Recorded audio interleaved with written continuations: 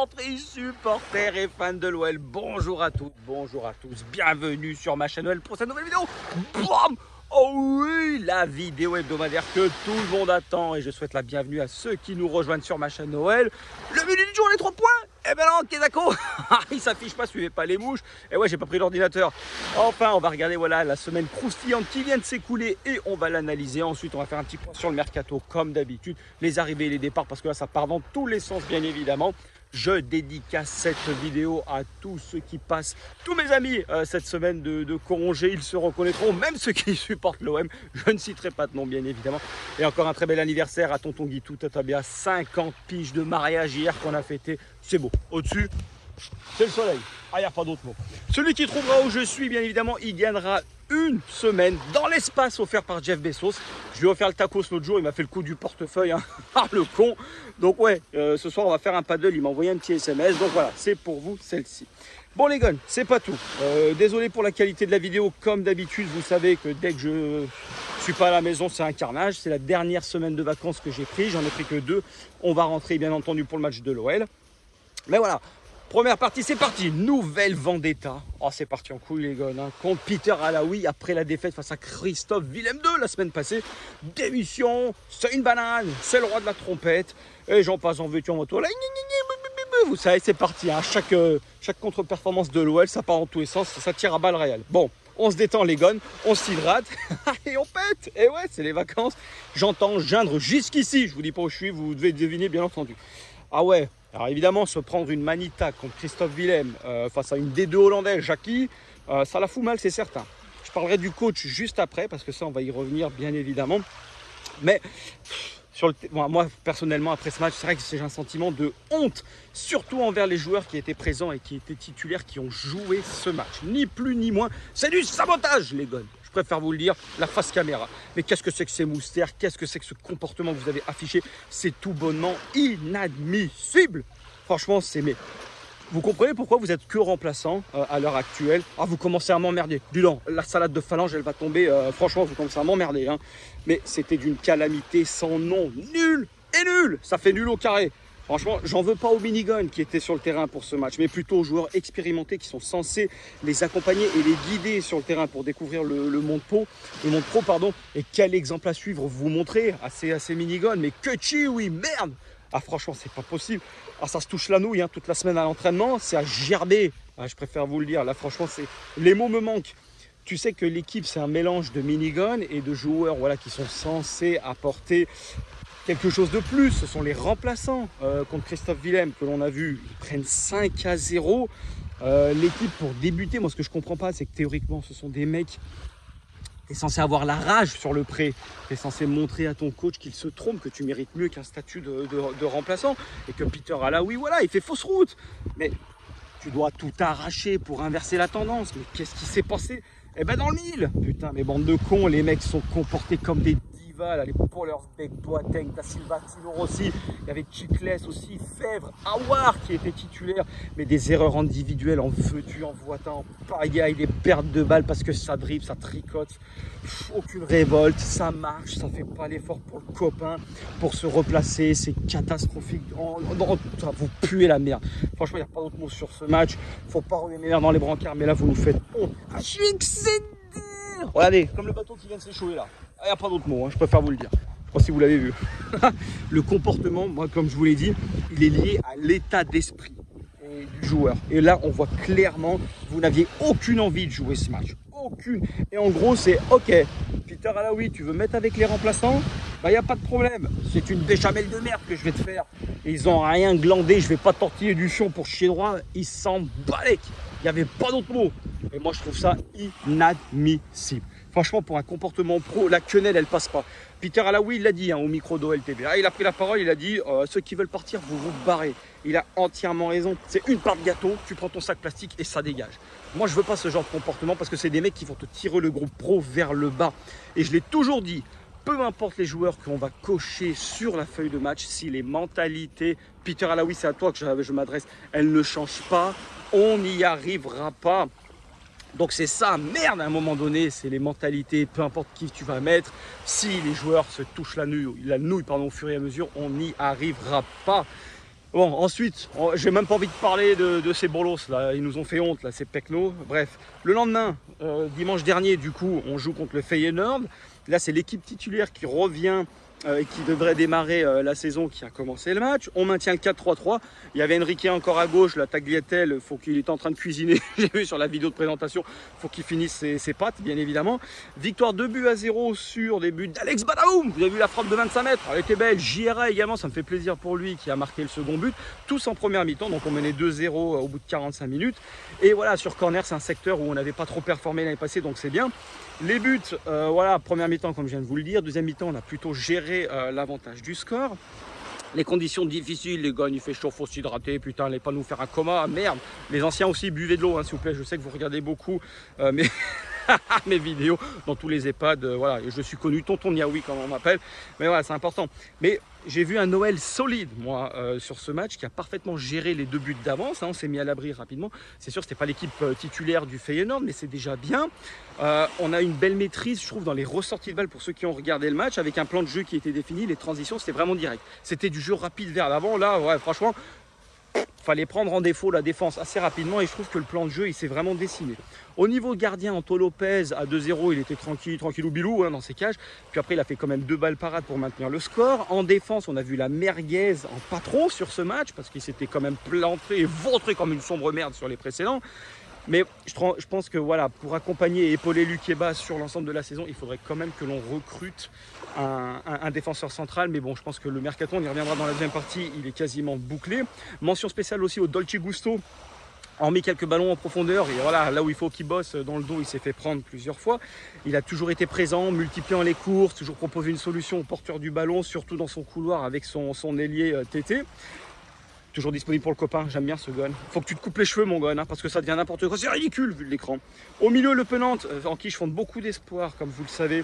Il a été un peu plus en difficulté sur ces matchs parce que ça allait légèrement plus vite au niveau de l'opposition. Mais voilà, il faut qu'il progresse parce que le rythme de Ligue 2, c'est pas celui de la Ligue 1. Tout doucement, il va prendre ses marques, donc c'est tout à fait normal, il va retrouver ses repères. Paquito, moins en vue, pas encore au top. On sent voilà, que ça cogite dans sa caboche, on y reviendra plus tard. Et Gira, comme je vous l'ai dit, ça monte en puissance, on le sent vraiment très investi. Il a envie de tout péter cette saison. Moi, je l'avais déjà remarqué à l'entraînement quand j'étais allé le voir la semaine passée. Donc, c'était vraiment intéressant au niveau de la copie qu'il a rendue. Tété, au niveau des offensifs, c'était en deçà. J'ai trouvé ça tripote beaucoup. Ça ralentit le jeu, il respecte pas le jeu par moment parce que c'est des dribbles beaucoup trop stéréotypés. Ça manque de percussion et voilà, attention à pas te fourvoyer mon gun. Hein. Et Alex, comme d'habitude, toujours très intéressant à la pointe de l'attaque. Ça décroche surtout en première mi-temps.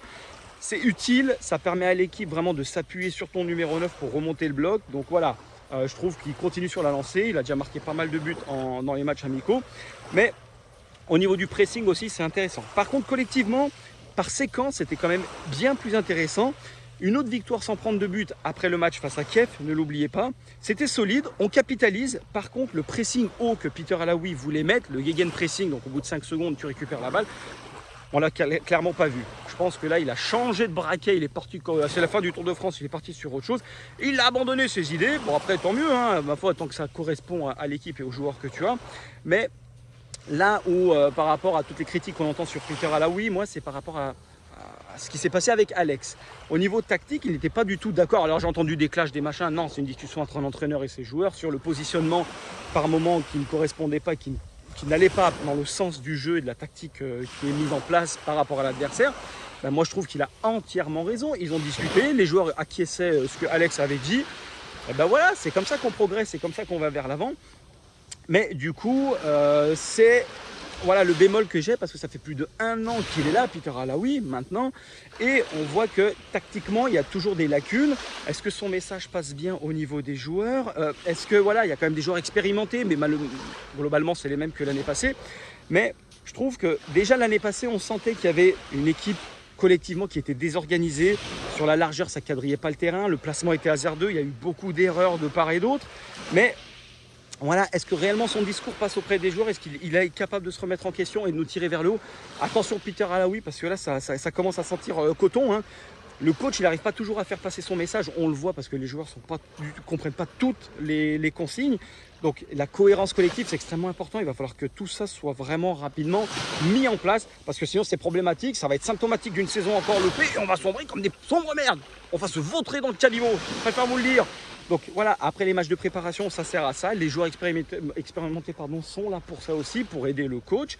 Et voilà, c'est un aspect fondamental du jeu. Donc on compte sur vous, mais il faut qu'il y arrive. Il faut qu'il arrive à faire jouer notre équipe, que les joueurs courent ensemble pour éviter voilà, de laisser des espaces dans le dos, que tout le monde voilà, participe au jeu collectif avec ou sans ballon et qu'on quadrille mieux le terrain, les gars. Maintenant, comme je l'ai dit dans la dernière vidéo, le juge de paix, ce seront les 6 premiers mois de compétition. On va pas les 6 premiers matchs pardon, de Ligue 1. Voilà, c'est soit on va moucher rouge, on va chier nos dents à rayer le parquet, soit on va être dans la bonne charrette et on va pouvoir espérer une belle saison comme je vous le dis. Mais le coach, par contre, après ces 6 matchs, tu auras grillé tous tes jokers. Je préfère te le dire. Le mercato, deuxième partie, voilà, petit point, ça y est, la tagliatelle, il est arrivé. Vous avez vu, il est en train de cuisiner. Il devrait clore voilà, le chapitre des arrivées. C'est vraiment un bon latéral, dur sur l'homme. Il est rapide, malgré sa taille, il a un excellent jeu de tête. Et physiquement, il va apporter la grinta argentine. Ça me rappelle un peu le Gabi Heinze, pour ceux qui l'ont connu. Heinz, c'est pas que du ketchup, hein. Donc faites un peu des recherches. Et au niveau de l'Ajax, c'était vraiment le chouchou de l'équipe. Donc je pense que voilà, c'est l'une des dernières arrivées, hormis départ voilà, sur certains autres postes pour compenser les pertes. Mais on a vu l'an passé, Emerson, il est venu, il a été prêté de Chelsea, il a apporté sur les 4 premiers mois de compétition, vraiment un plus sur le côté gauche. Mais là, c'est un joueur qui signe. Après, il n'était pas emballé par l'idée de signer à l'OL au départ. Donc, on verra avec quelle mentalité il va s'inscrire dans le projet. Parce que quel argument on a trouvé pour pouvoir le faire signer. Parce que le mec, il préférait aller jouer fourvoyer au fin fond de Première Ligue, dans un club où tu vois jamais le soleil, hein, je préfère vous le dire. Donc bon, à la base, il n'était pas chaud, donc on verra quel joueur on a. Mais c'est quand même de l'expérience. C'est quasiment 50 sélections dans la phase éliminatoire en âme sud pour la Coupe du Monde. Il a quand même été titulaire avec Acuna, il se partageait le rôle d'arrière gauche. Donc je pense que c'est un mec qui a la grinta. C'est la mentalité argentine, c'est les Sud-Américains. Les mecs, peu importe ce qui va se passer sur le terrain, ça ne lâchera pas. Donc tu peux compter sur ce genre de mec pour tirer le groupe vers le haut. Et je trouve que c'est une excellente recrue. C'était le chouchou des supporters. Je peux vous dire que du côté des Pays-Bas, ça grince des dents, hein. Et enfin, la dernière partie au niveau des départs, Paquito, vous l'avez vu, suivi par Manchester City en cas de départ de Bernardo Silva. J'avais prévenu que si un gros club de Première Ligue se positionnait, ça va monter haut les enchères, les gars. Attention, on n'est pas là pour vendre et pour brader, je préfère vous le dire. C'est 80 patates minimum hein, en Première Ligue, surtout si City se met sur les rangs. International brésilien, il va jouer la World Cup en tant que titulaire avec le Brésil. Et on a vu l'année passée sur les premiers mois de compétition quel joueur monstrueux il était quand il joue en confiance. C'est ce qui lui manque aujourd'hui. Mais le talent, il l'a, les guibolles, elles sont là. Donc voilà, lorsqu'il est en pleine possession de ses moyens, c'est un joueur fantastique. Et je pense que si le Pep Guardiola se met dessus, sans patate. Ah ouais, vous me le vendez, on se prend un max d'oseille et puis on partage tous ensemble. Par contre, voilà, il a perdu la confiance. Donc maintenant, s'il reste, c'est avec plaisir, hein. Moi, un joueur comme ça, on le garde bien évidemment. Mais on va voir surtout qu'avec son entente avec Alex, pour l'instant, il n'était pas encore au top sur le terrain. Ensuite, voilà, en plus, on voit que Monaco demande 50 millions pour Badiachile, qui est un défenseur. Qu'est-ce que tu demandes pour un numéro 10 brésilien, hein. Je préfère vous le dire que là, ah ouais. Aouar, on va finir avec lui. Normalement, il devrait partir au Betis. Ça y est, ça va se décanter dans les prochains jours. Donc, c'est William Carvalho qui va venir en sentinelle. C'est Aouar plus 10 millions. Hein. Ils vont vouloir nous lâcher avec l'échange de Carvalho. Nabilou, il a forcé le destin. Il est arrivé, il a dit hop, allez, tu fous le camp. Moi, je récupère Aouar. Donc, ce départ se précise de jour en jour. Bon, pour les autres, Boateng, personne n'en veut. Lui, je vous dis, il va finir au Krav Maga de Jonas. Après, il y a qui? Il y a la Merguez. Je pense que voilà, lui, il va être titulaire. Il partira pas. De toute façon, il a prolongé. Donc, voilà, ça risque d'être charrette. Bon, tant pis. Tino Rossi, on va voir où est-ce qu'il va aller. Leonidas, il est parti faire cuistot kebab à Istanbul, comme on a vu. Oscar Sarr, bon, le mec, il a joué 10 minutes l'année passée. On l'a vendu. Voilà, merci, au revoir. Tu prends une porte de gâteau, ça dégage. À Cremonese, tout juste promu en Ligue 1. Et voilà, après on va voir, de toute façon l'opération dégraissage elle a été entamée. Et voilà les gars, rendez-vous ce soir, match amical face à l'Inter de Milan, en espérant voilà, que ce soit la dernière répétition avant le début du championnat l'année prochaine. La semaine prochaine, putain, je dis à tout, je suis complètement à l'ouest. Je me suis levé à 5 h, la nuit a été difficile avec le Gon, hein, je préfère vous le dire, enfin la Gon. Voilà, espérons une montée en puissance sur le match de ce soir, une réelle vraiment prise de conscience de l'équipe qu'on a du potentiel, qu'on va y arriver. Mais voilà, les matchs amicaux, il ne faut pas en tirer grand chose, il faut juste que les joueurs soient prêts physiquement pour entamer la saison la semaine prochaine face à Ajaccio à la maison, c'est vraiment le plus important. Il faut de la cohérence, il faut que les consignes soient claires. Et voilà, ce qui serait bien, c'est de finir par une belle prestation au niveau collectif ce soir face à l'Inter de Milan. Quoi qu'il arrive, l'Olympique Lyonnais est et restera une formidable raison d'être heureux. Les gars, on se retrouve la semaine prochaine pour une nouvelle vidéo. Et encore un grand merci à toutes et un grand merci à tous de suivre cette chaîne et de s'abonner. On garde la bonne humeur, on garde le sourire, une analyse pertinente, toujours comme d'habitude. On peut être fan de l'OL, on peut aimer le foot, on peut faire des vidéos tout en maintenant le sourire, en faisant voilà, un petit show tranquille ou bilou ensemble. L'essentiel, c'est qu'on partage la même passion. Et n'oubliez pas, l'Olympique Lyonnais est et restera une formidable raison d'être heureux. Comme je vous l'ai dit, allez tchuss les gars et passez une belle journée. À la prochaine.